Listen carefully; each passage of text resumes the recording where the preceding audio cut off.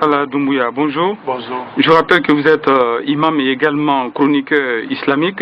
Est-ce que aujourd'hui, parce qu'on sait que nous sommes de plein pied dans le mois saint de Ramadan, est-ce que vous pouvez revenir un peu sur l'importance de ce mois pour les fidèles musulmans? Bismillahirrahmanirrahim, sallallahu alayhi wa sallam.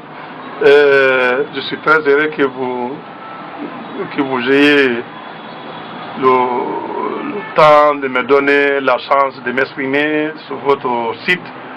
C'est que le mois saint de Ramadan, c'est le mois le plus béni de l'année.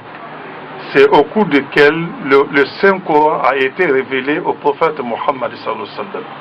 Parce que dit dans le Coran, شهر رمضان الذي أنزل فيه القرآن هدى للناس وبينات من الهدى والفرقان. Il dit, c'est le mois saint du Ramadan, pendant le mois saint du Ramadan, que le Saint-Coran a été révélé au prophète Mohammed sallallahu alayhi wa sallam. Et jeûner le Ramadan est un acte d'adoration obligatoire pour tous les croyants. Je dis bien pour tous les croyants. Parce que Dieu dit dans le Coran, بعد أعوذ بالله من الشيطان الرجيم يا أيها الذين آمنوا كتب عليكم الصيام كما كتب على الذين من قبلكم لعلكم تتقون. Il dit, oh vous les croyants, le jeûne a été prescrit sur vous comme il a été prescrit aux générations qui vous ont précédé, pour que vous puissiez atteindre la piété. C'est que l'objectif de jeûne, c'est pour que nous puissions atteindre la piété. C'est pour que nous puissions être un homme pieux. Donc c'est ça l'objectif. Et le prophète Mohammed sallallahu alayhi wa sallam a dit que l'islam est reposé sur cinq principaux piliers. Parmi ces 5 principaux piliers, le Ramadan fait partie. Il dit que c'est la reconnaissance qu'il n'y a d'autres divinités en dehors d'Allah dignes d'adoration. Et que le prophète Mohammed sallallahu alayhi wa sallam est son messager et son prophète. Donc le jeûne est fondamental pour le musulman. Et fondamental, celui qui est en bonne santé, il n'est pas en cours de voyage. C'est pas une femme qui est enceinte. Donc il est exclu pour ceux qui sont malades.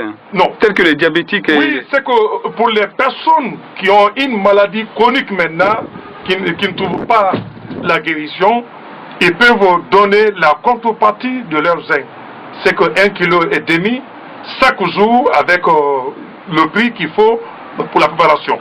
Donc c'est ce qui donne, c'est ce qui compense la seule journée. Donc ils multiplient ça par le nombre de jours que les fidèles musulmans vont donner. Et celui qui est en cours de voyage aussi, s'il fait 3 jours, bien une semaine, voire même tous les mois saint du Ramadan, il n'y a pas de problème, il est épargné.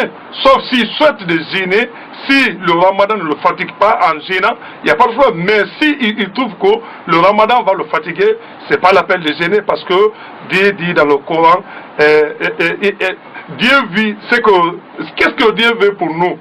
C'est la facilité, il ne veut pas que nous soyons dans les difficultés. C'est pourquoi il a facilité. Si c'est une femme qui est enceinte, il a peur vraiment qu'il ne peut pas gêner, il peut laisser jusqu'à ce qu'il accouche. Après son accouchement et que son enfant commence à manger autre chose que le lait maternel, il peut gêner maintenant. Ou bien si c'est une femme qui vient d'accoucher, tant que le sang ne s'est pas arrêté, donc il ne doit pas gêner. Voilà les personnes qui sont épargnées. Et les personnes âgées, c'est qui ont un âge maintenant avancé, qui ne permet pas de voilà, gêner. qui sont beaucoup avancés en âge. Vraiment, ils sont devenus maintenant comme des enfants. Ils ne peuvent pas faire beaucoup de temps sans manger. Ces personnes-là doivent donner, doivent compenser. À travers les aumônes. Voilà, à travers les aumônes, non, mais ils ne doivent pas gêner. Mais le jeûne est un acte obligatoire pour tout croyant. Je dis bien pour tout croyant. Donc, celui qui veut être un bon croyant, il doit jeûner. Ça, c'est obligatoire. Merci, Imam, d'avoir répondu à nos questions. C'est moi qui vous remercie. Imam Doumbouya. Merci bien.